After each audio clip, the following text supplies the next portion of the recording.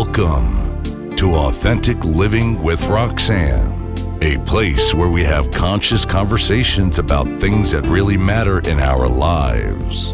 And now here's your host, Roxanne Derhaj.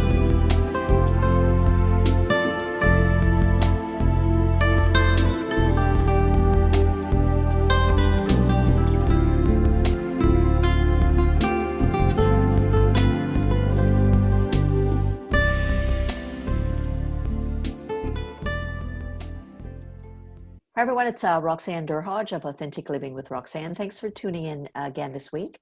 Today I have a longtime friend and colleague, Deanna Won, with us. Deanna, how are you? I'm doing well, Roxanne. Thank you so much for having me on your show today. So Deanna has been on the show, and goodness, it's been probably almost a year ago now. And I even back then, we had said that we would try to have her back on. And so finally, with her busy schedule, my busy schedule, we were able to get this time today. So previously, now Deanna's story is one of a very fascinating story, and I'd like her to kind of share a bit about that again. But her expertise, I would say, and what she speaks on is around the element of recovering from cancer. And we thought we would talk today a little bit about the implication on stress and how that impacts the body, and also nutrition, because I remember sitting next to her, I don't even know if she remembers this, when we were in Philadelphia, and every day she had this jug of green stuff. That's all I remember. I was maybe having a coffee and she was having this green stuff. And I remember saying, "What is that?" And she goes, that's nutrition. So hopefully she'll be able to share a bit about that. So Deanna, thanks a lot for being back. So tell them a little bit about the story and kind of, where this kind of plays into where you are to now and what you've been up to. Sure. Well, I was working as a physicist in the Air Force, and my last assignment, I was actually in charge of the biological defense programs for the Pentagon, and that's when I actually got diagnosed with ovarian cancer. And my condition basically deteriorated to the point where I ended up in hospice with 2 collapsed lungs that were filled with fluid, and I was given 4 weeks to live. And I am just very grateful because, that was about 9 years ago when I got diagnosed, and I never had chemotherapy or radiation. I really give God thanks for allowing me to really have this miracle in recovery. But along with that, I learned so much, about being proactive, for your health. I learned about the importance of diet and nutrition, about the emotional aspects of healing, resolving conflicts, traumas. I also learned about just, the fact that we are spirits having a human experience. At least that's what I truly believe. The importance of developing that spirituality and faith, because it can be a source of wisdom to tap into. And that was certainly what I saw in my own journey. There were times when, doctors were really pressuring me to do chemotherapy. And, at a point of time when I thought it was really critical. I mean, my life was literally in a balance. I actually prayed and said, "God, if you want me to do the chemo, I will." But just with my background in the military, I just kind of understood just the impact it would have on my healthy cells and immune system. And so what I heard back was ask for the cytology report. And what's interesting is back then I did not know what this even meant, the word cytology report, but they had just, drawn out all this fluid out of my abdomen, and they were going to analyze it for cancer cells. And when I initially asked my oncologist for that, he said to me, "No, 100% it's going to be malignant, and you've got to do the chemo." But I pushed back because of what I heard, and he finally agreed.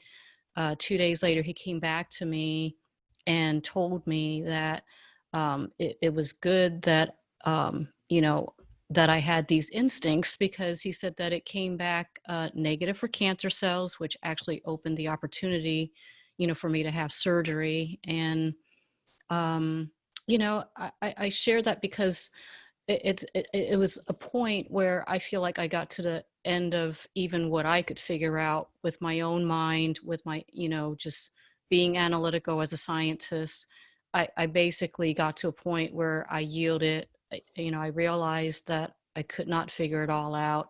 And I think that's what opened up the opportunity for me to actually heal, because prior to this, they told me that, while surgery was still an option, it would have a low chance of success.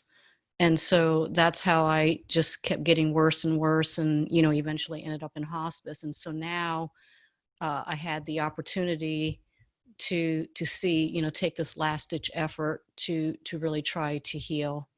And, So yeah. generally, if you had taken the guidance, even as a scientist, they were, generally what these oncologists would have told you, more than likely they were going with what they had seen, but something bigger kind of said to you, look at the cytology report. So in essence, what it directed you to is to have the surgery versus doing the surgery and chemo, or were those the options that were in front of you at that time?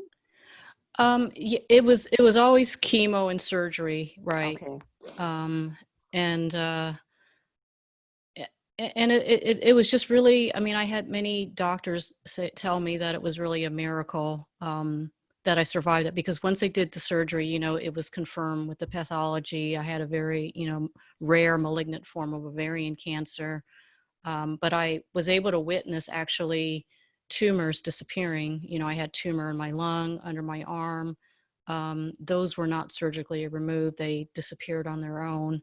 And so I knew there were other variables, in actually, that had contributed to my being able to really recover and survive. And so I think that there's just a lot that people can do, no matter, what kind of crisis, we're facing. And it's important to really be able to tap into that, inner intuition or awareness, that sometimes it kind of transcends our minds even. So let's go back. So you had or the surgery for the ovarian cancer, and then so then you're recovering and you start to do some things that you start to see the impact of other tumors disappearing. Is that what you meant? Yes, and even when I was first diagnosed, that's when they told me there was also, a lung tumor, but I saw that disappearing early on. And then even after my surgery, that's when I saw the other tumor in my underarm actually clear up on its own. But that, it took a few years. Okay. And so what that showed me is that some of these natural methods of, nutrition and, just the emotional work, all of that, it does take time. And so, someone would have to kind of weigh, like, do you have the time to try to do this? And I would say in most cases, like with chronic conditions, you do, because it for cancer, for example, I mean, it takes, probably about 20 years, for the disease to actually develop to where you can detect that there's a tumor. And so during this time, there's so much you can do. And even after the diagnosis, it's, in my own case, I really feel like, when I was told that I had cancer, the oncologist, I think she was very well-meaning, very caring, but I also sensed her fear, and she had a sense of urgency, like we've got to do chemo, like immediately, to shrink the tumor. So let's talk a little bit about inflammation, because you had shared, and I know your stories, for others that maybe haven't listened to the last podcast, for years and years you had been um, keeping up levels of activity. I remember sometimes you're talking as a, you know, as a physicist, you had sometimes 16, 18-hour days. And obviously you're quite gifted to be able to do what you do, but you kind of intuitively knew that you had shared that you were tired a lot, and you know, you were consumed obviously with your work, and you had some of the signs years before. And if you're telling me a tumor takes almost 20 years, that's a long time for, you Yes. know, of getting these messages, right? So let's talk a little bit about how that might impact the body, right? Obviously you were under an immense amount of stress, and you potentially, maybe you were ignoring the signs, maybe you were trying some things, but the body was in a state of dysregulation. And what that means is that the body was out of sync. It was out of balance for a long time. So let's talk a little bit about what we know about inflammation and stress, and from your perspective, you know, what you've learned since, and what kind, some of the things that you applied to help kind of with the body to potentially impact these tumors going away.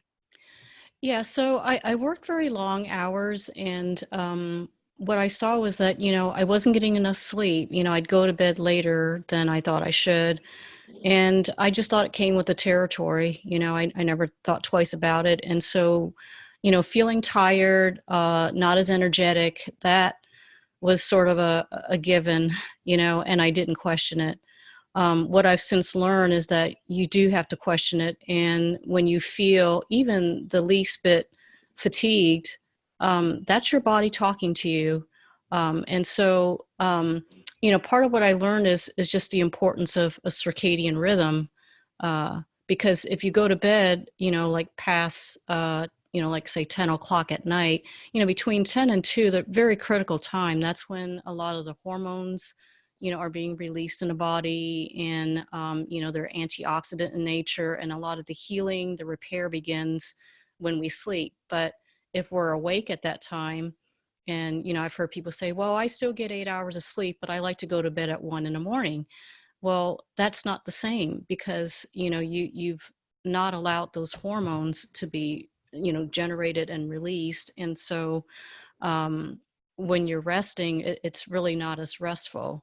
And so, you know, the importance of that was really key. I wasn't getting enough sunshine, you know, that's also very key, you know, to expose yourself to morning sunlight, when it's at sunrise.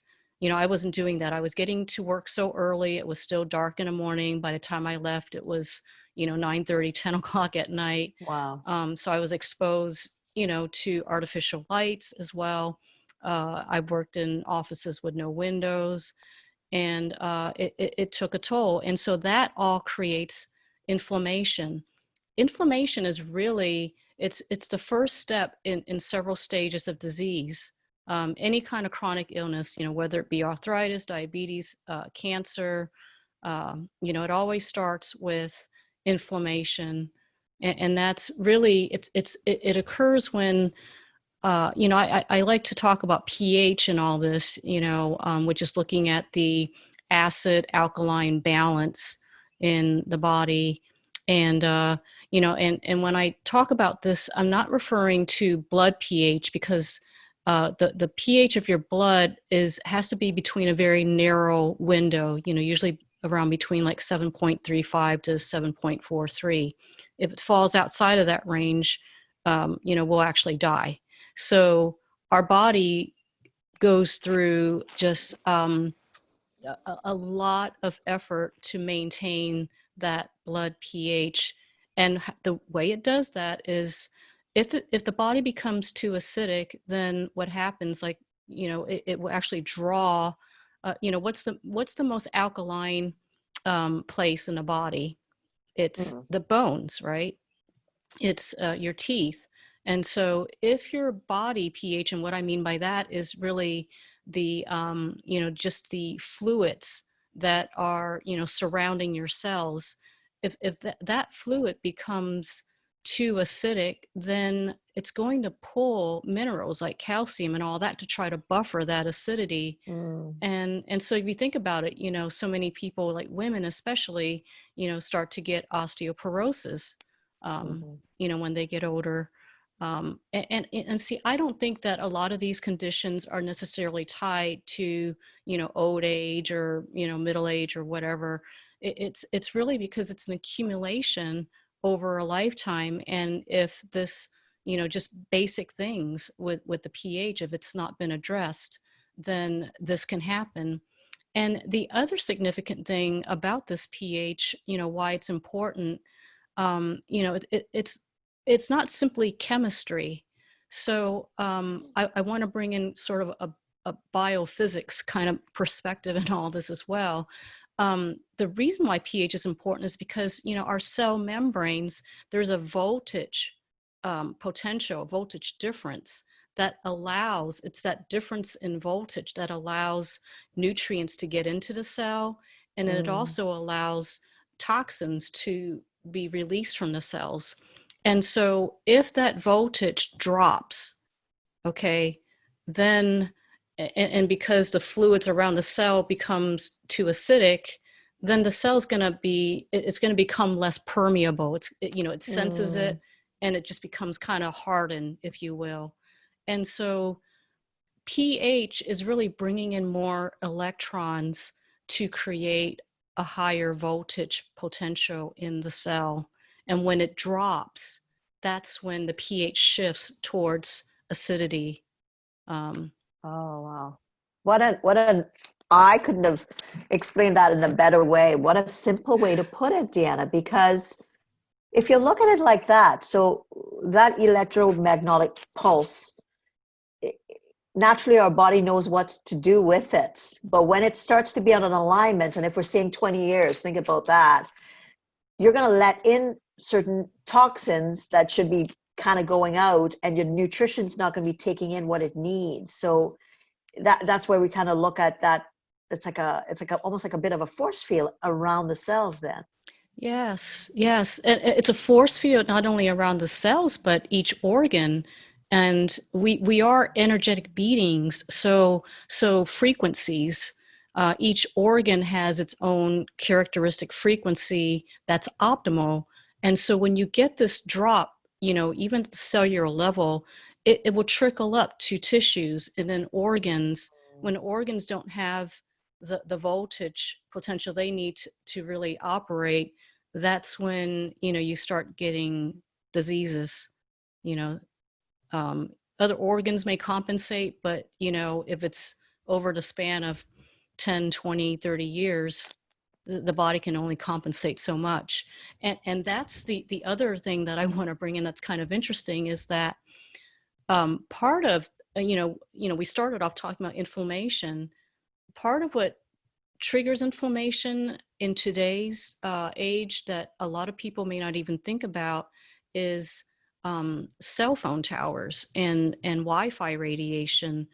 That is a non-native or man-made electromagnetic field, and it's not compatible with our biological electromagnetic fields. And so that exposure, and see, that was my background, you know, I working as a physicist, I was exposed to a lot of these different, you know, electromagnetic fields. And I really believe that that was one of the contributing factors to my getting cancer, but that creates inflammation as well in the cells. It also creates this oxidative stress because there's a researcher named Dr. Martin Pall, a PhD, who basically has identified that these non-native electromagnetic fields actually disrupts the voltage-gated calcium channel ions. And so what that means is that, you know, usually calcium remains outside of the cells, but when you're exposed to these, you know, non-native electromagnetic fields, it actually causes an efflux of these calcium ions into the cells. And so if you think, you know, just, you know, physiologically, what that means is, you know, that's going to create, you know, like muscle spasms and all that on a, you know, kind of a anatomical level, but at a cellular level, this just massive influx of calcium ions can affect your heart. It's just really massive, but it creates this oxidative damage. And, that's really, to break that down, it's, a free radical. When that comes in, basically what that is it's like a molecule that's basically, missing a paired electron. And so it's going to seek out an electron, and usually that comes at the cost of the molecules that are in your body. And so there's this whole cycle that happens, and the end result of that oxidative damage is that these non-native electromagnetic fields can actually cause single and double-stranded DNA breaks. Wow. So think about it. I mean, people are more attached to their cell phones than their family members, jokingly. You know what I mean? We're all walking around with one of these. So what should we do? Because if we're saying that, the magnetic fields that basically these cell phones work on, we're constantly around them now. So are there things that you would suggest? Because I mean, obviously it's part of how our society runs now. So if that's the case, and it has that oxidative element to stress on our bodies, what are some things that we could potentially do? Well, I'll share with you some of the things I've done for myself, which is one of the things I did was to first get rid of my home cordless phone, and I switched back to the old-fashioned landlines, with the little curly coil. I also got rid of my Wi-Fi modem. I bought my own modem that is non-transmitting, and so I've directly hardwired with an Ethernet cable to my laptop, and I turned off the Wi-Fi, on my laptop. The other thing is my cell phone is always on airplane mode. It's it's just not on anymore, because I can actually sense, I can feel pain pretty much immediately when I turn the phones on. And the other thing is, there's smart meters, which is the, either electric or gas utility meters on your house.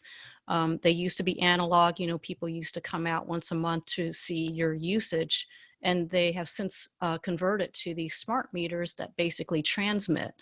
Well, it doesn't just transmit once a month, it transmits, many times a day. I mean, probably every minute or even less, it's transmitting. And so our bodies are just getting bombarded with this. And so in your immediate surrounding, where you can turn things off, like I don't have my printer on anymore because, that's also Wi-Fi.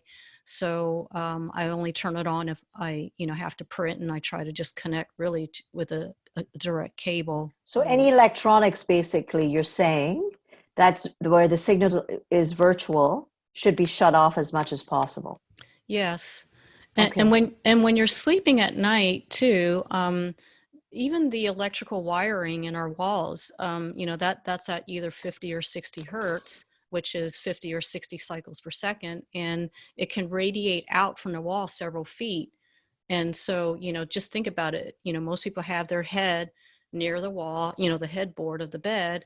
And, that's another source of, just creates massive damage.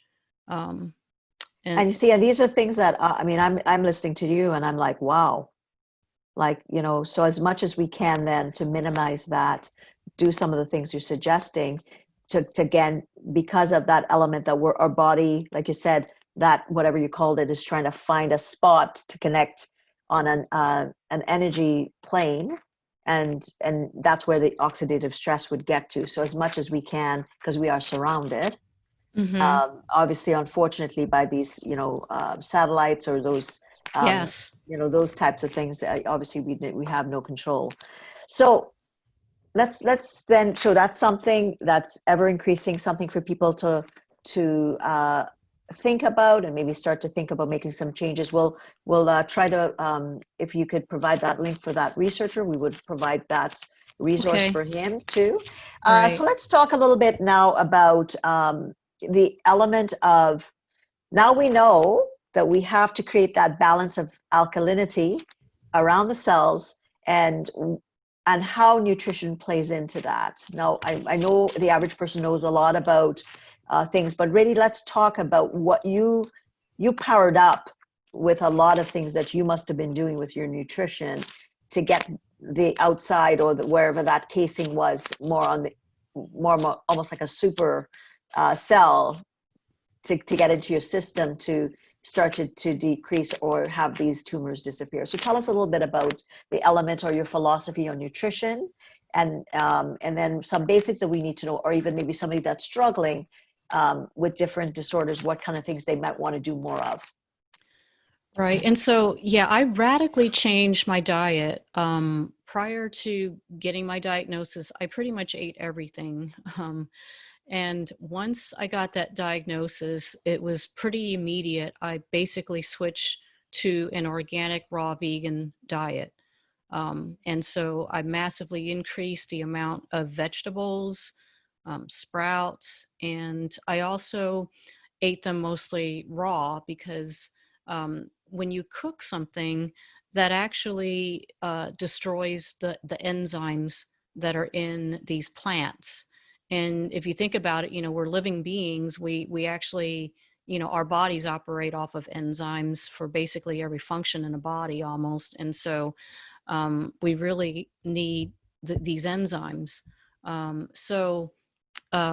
Temperature is really important, because if you think about, if we get a fever, and it's like at about 105 degrees, that's when it becomes kind of dangerous, because that's actually when our, enzymes in our own bodies begin to denature, they fold, and so things don't, work right anymore in a body. And so this 105 degrees is kind of important. That's where it all starts.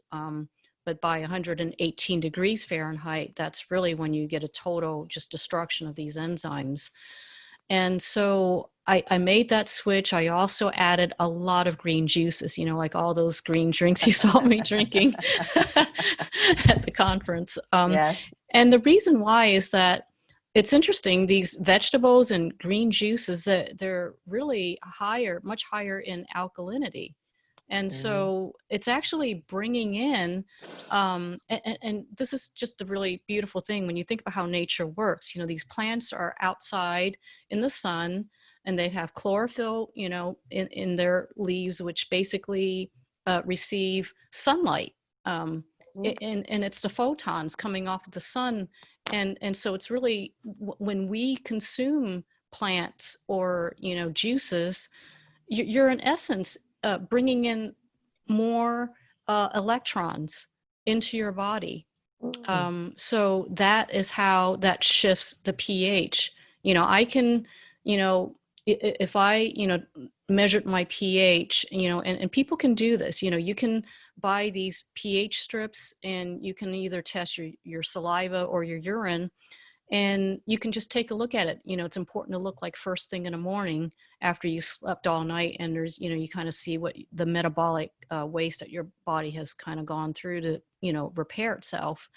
If it's, like you want it somewhere maybe around 6.7 or so, 6.75 on a pH scale. If it's lower, like 5 or 4, that, you're highly acidic.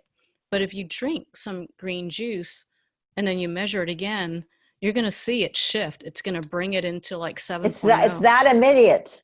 I wouldn't say it's immediate. I would say within maybe like, I don't know, 45 minutes, an hour, you can really see a shift. And so that's why I think it's really important. You really want to shift that, the inner milieu, or the environment of your body.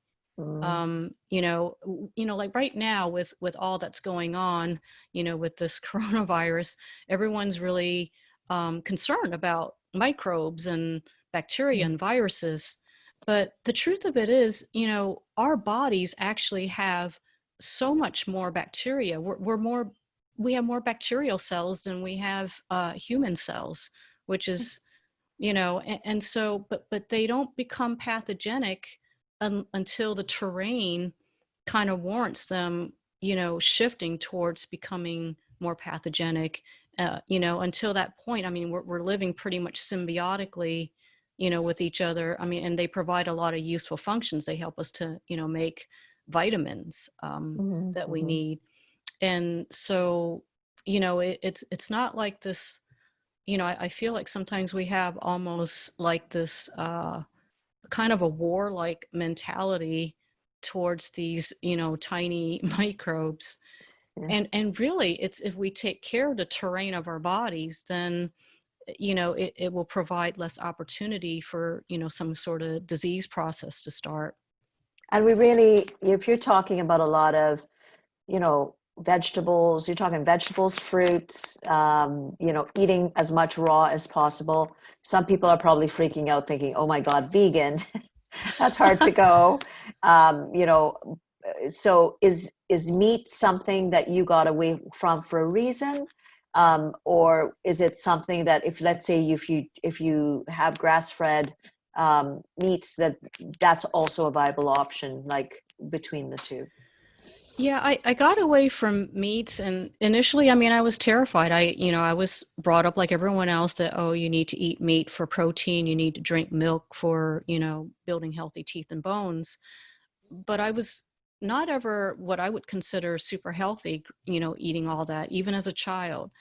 And what I noticed is that as soon as I made that switch in my diet, a lot of the issues I had even as a child, like I used to get multiple canker sores in my mouth, like by the 20s and 30s, as a little child. And I mean, it would be so hard for me to eat because it was just too painful. But, and I had seen all these doctors, they couldn't help me. I saw oral, pathologists, dentists, doctors. They would just give me painkillers to numb the pain. Mm. But when I made that switch, I was really shocked. I wasn't expecting that to happen, but I don't get those anymore. And so the thing with the meat is that meats can create excess acidity in the body, because if you think about it, it's really hard for the body to actually break down meat in the digestive process. You're going to have to actually increase, your stomach acid and all that to break it down. And meats, the time for the digestive process is a lot longer, usually on the order of 72 hours versus, the normal 24 hours, for other, like vegetables, for example. And so, if your digestive system is not optimal and it takes, on the order of days to break it down, just think about it. You have meat that's at 98.6 degrees Fahrenheit, the temperature of your body. What's going to happen? There's going to be a rotting, a fermentation going on within your body that releases all this toxic, elements. And if your body is not able to really get rid of it, it accumulates. And that can also be the start of this inflammatory process. Um, and then milk, it's kind of interesting. It's just so counterintuitive because milk also increases the acidity in your body. And so actually it does not help your bones and teeth, because when you create that acidity, it's going to leach, calcium out of your bones. Out of your bones. So here it is, like, you've always heard that you need, and I grew up in Trinidad where milk was not as big, but I came to North America and everybody drank milk. And I'm like, I just never took to it because I grew up, I drank a little bit, but not a lot. And, so that's, you'd always hear that, you need this for your bones and your teeth. So the fact that you're saying that it actually seeps out the calcium is something that maybe the average person, if they're not knowledgeable about the nutritional elements, they would know something like this. Yes, and it's really kind of interesting because when you look at the countries that have like the highest rates of needing a hip replacement surgery, those are actually the countries that drink a high level of dairy. Interesting. You don't Interesting. see hip replacement surgeries like in some of these Asian countries where, they don't drink milk or eat cheese.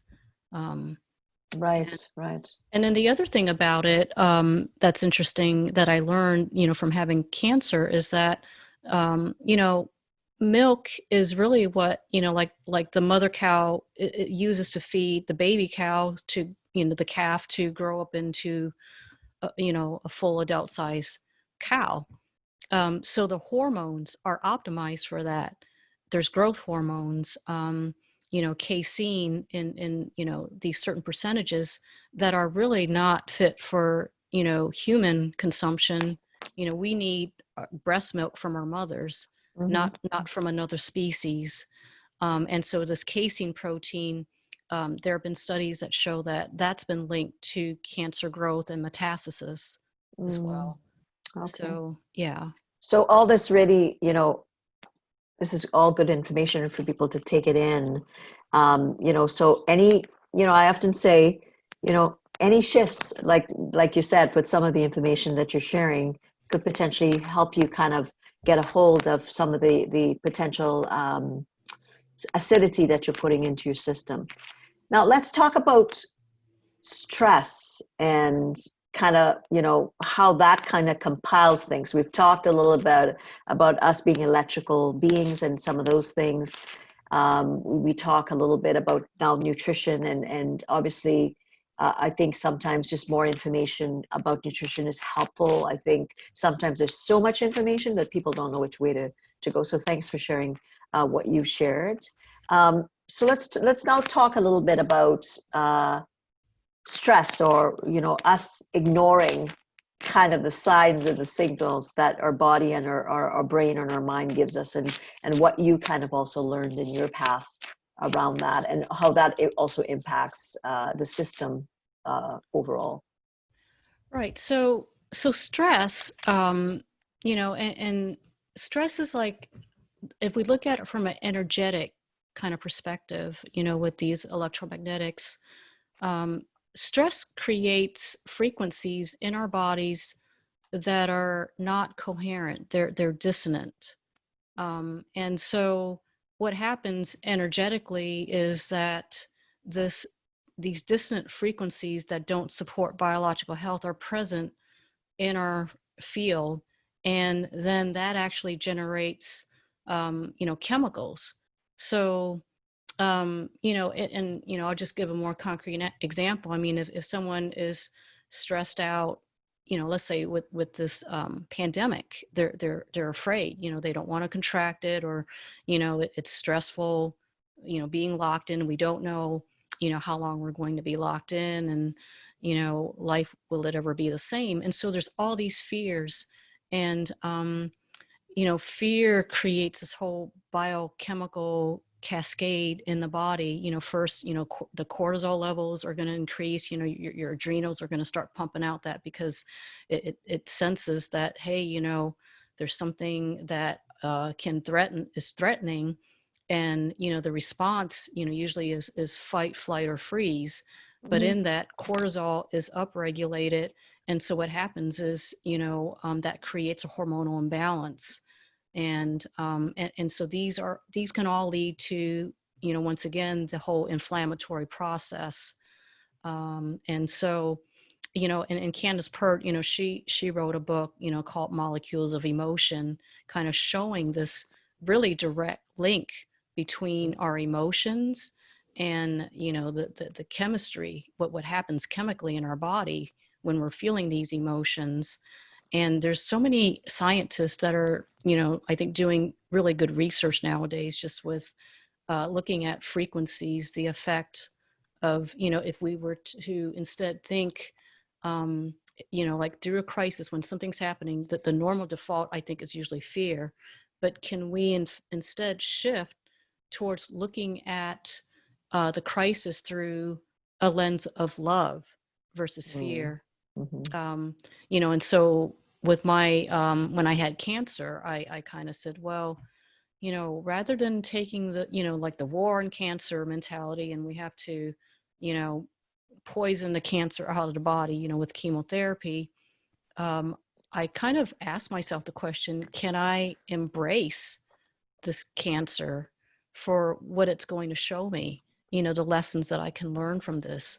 This gives me an opportunity to really change my life.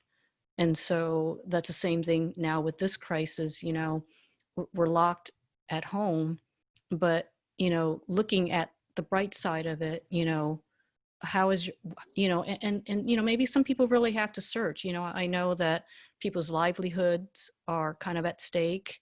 Um, but there's always a silver lining to look at, no matter how bleak the situation is. And if you can make that shift and say, this is happening for my good, to help me, there's something I'm supposed to learn to help shape and mold me, my character, or maybe, you know, these habits that I had that were really bad, that was destructive to me. I have an opportunity now to change that and become healthier. And when you can make that shift, then the frequencies, and they've been able to, you know, the scientist from Japan, Masaru Emoto, Yes, yes. you know, with the water, just, you know, when you think love, I mean, it creates these beautiful, Right. symmetrical, you know, just water molecules. And I mean, I just think that's powerful. And you think that the fact that our bodies are probably about 70 to 80% water, just, and, you know, our minds, you know, it actually, they can measure that, you know, there's actually, you know, electromagnetic waves that come out of our thoughts. It can be measured, Mhm. actually.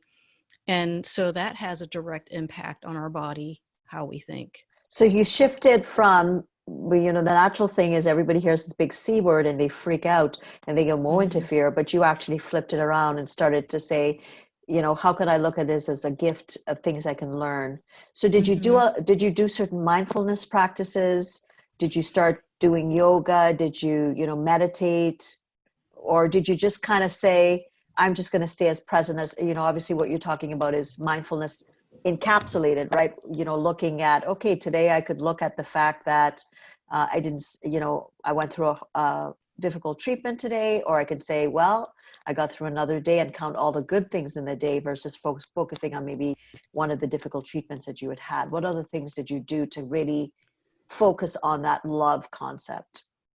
I did do mindfulness. In fact, that's when I first started learning. I took a class on mindfulness, and I also started journaling. I started, you know, just focusing on what are things that I'm grateful for. You know, even if Mm-hmm. I don't feel well and I'm in pain, you know, the fact is I woke up, I'm breathing. And Mm-hmm.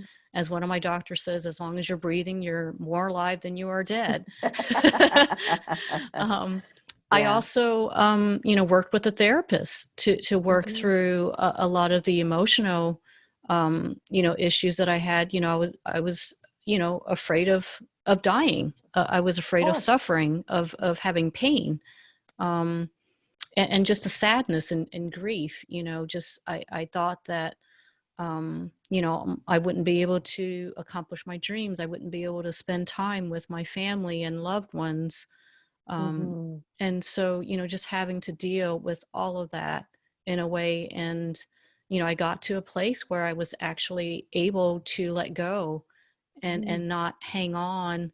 And when I let go, I just sensed this sense of amazing freedom, because Mm-hmm. at that point, it didn't matter whether I lived or die. I sensed that, you know, the lessons that having cancer, those lessons that I learned, that was the most important thing. They were life lessons. And so I was content, you know, at that point with whatever the outcome would be, you know.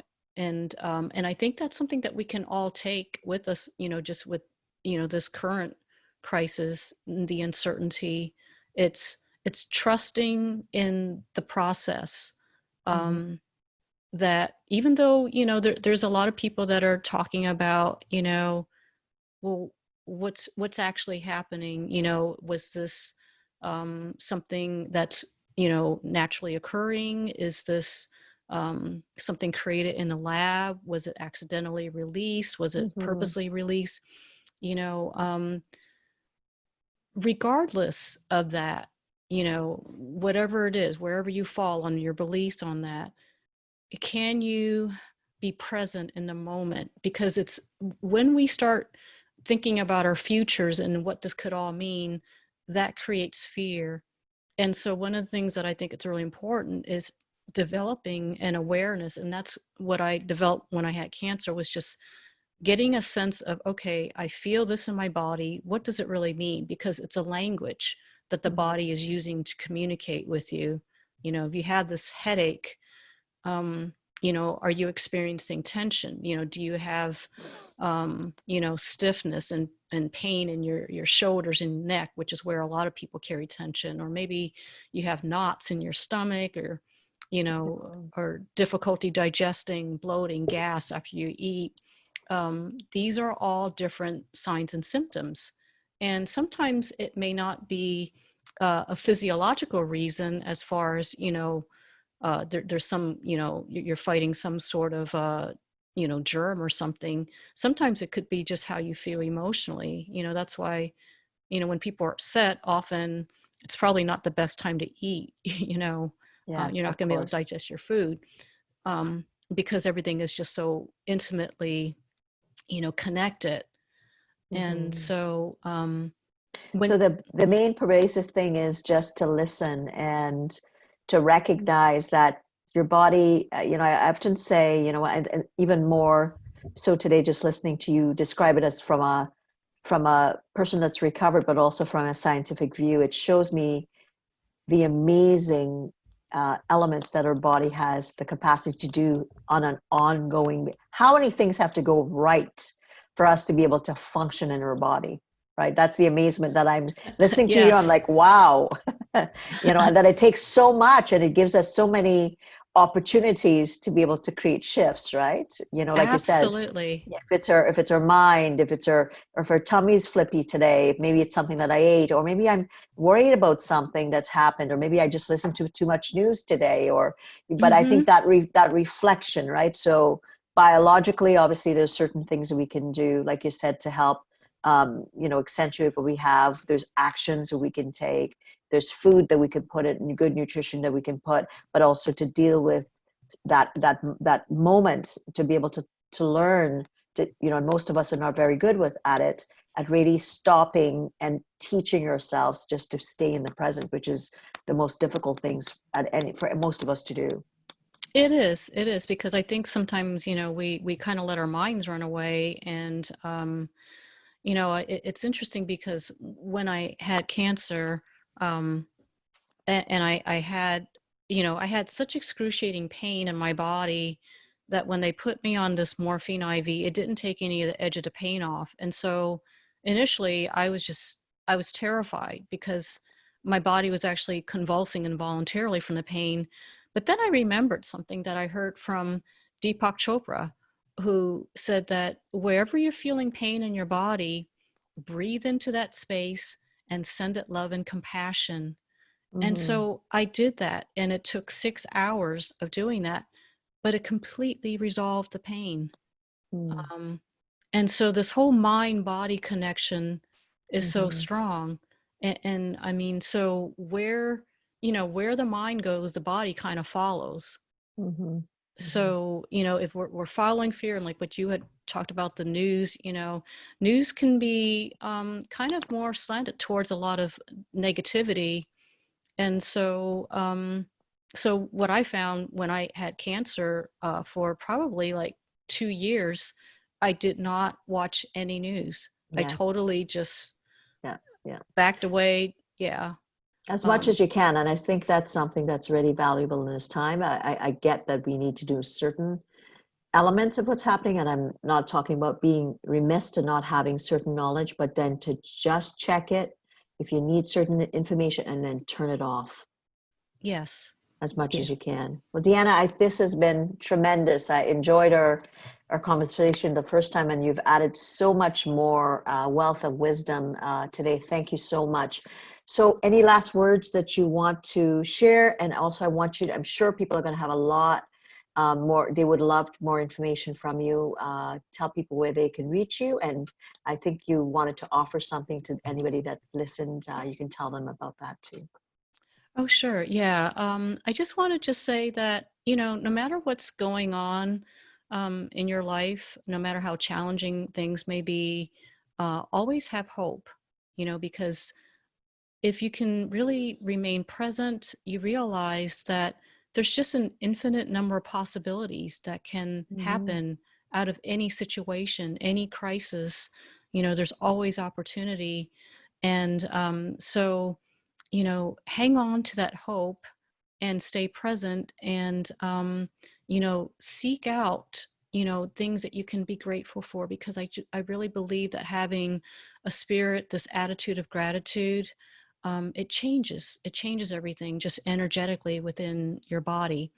And I think that, in case people are, kind of home, thinking about, even potentially reinventing themselves in light of, what's going on in our world, I did create something called the Passion Journal, which is really to help people to get in touch with what your passion is, what really makes your heart sing. Because I think that if you can, spend your time doing that, there's no stress.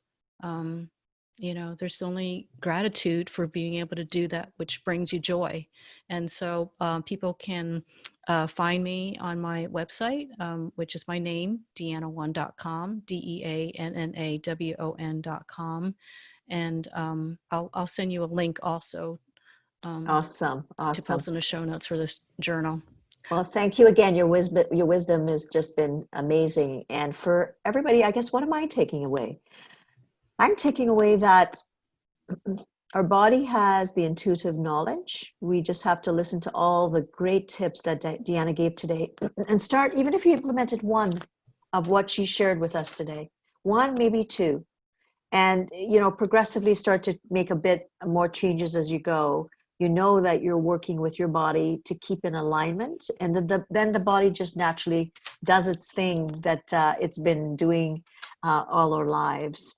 So for everyone, I'm a mental health and wellness specialist. I do keynote speaking, training, and consulting. If you're needing any information on me, I can be reached at roxannederhodge.com. Thanks for tuning in to Authentic Living with Roxanne, creating the space for positive, healthy change. Roxanne is a keynote speaker, psychotherapist, and coach. To work with Roxanne, visit roxannederhodge.com/blueprint. We'll see you next time on Authentic Living with Roxanne.